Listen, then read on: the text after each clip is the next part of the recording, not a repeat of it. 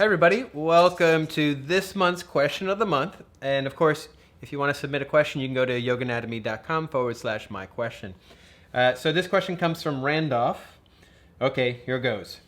Trikonasana being a major foundational asana, I have seen many practitioners exhibit more flexion in the spine, causing them to be way inside their base.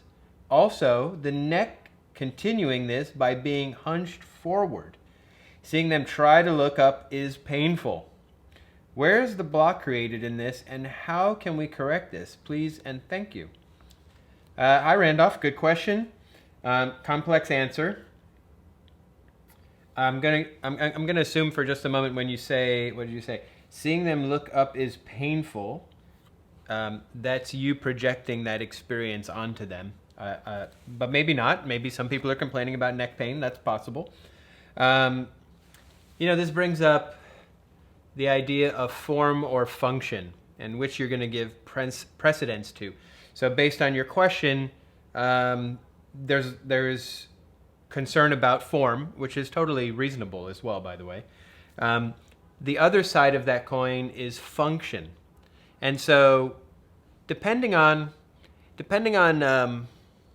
how functional somebody's body and joints are, is going to impact the form that they can create. We always have to keep that in mind.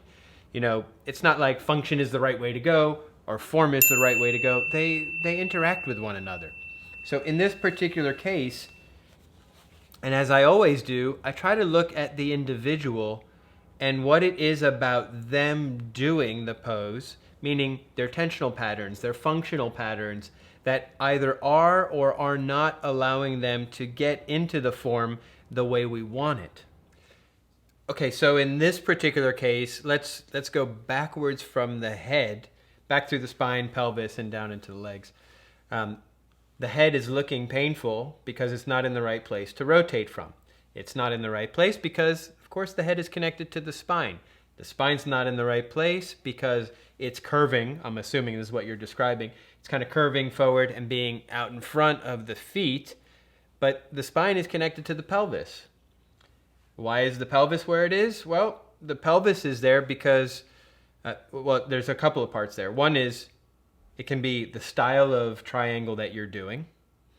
If you're doing a low one, kind of grabbing the toe like an Ashtanga version of it, that's always going to cause the pelvis to tilt in 95% of people. If you're doing a higher one, then that might allow the pelvis to be in a better position and then the spine more aligned. So you've got to decide, how much of this is the style of posture you're doing. The other thing is how much tension is around those hips. The tighter the muscles are around the hips, the tighter the hamstring is on that front leg.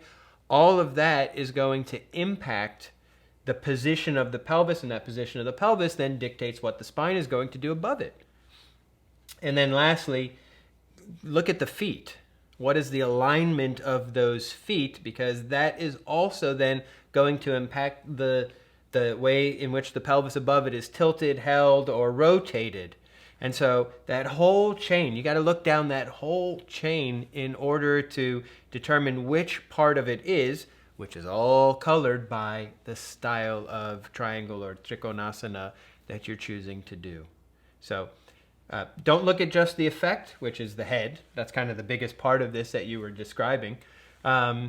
Start there, but then bring it back and especially come back to the foundation or the base of the posture and look all the way through those two ends of it.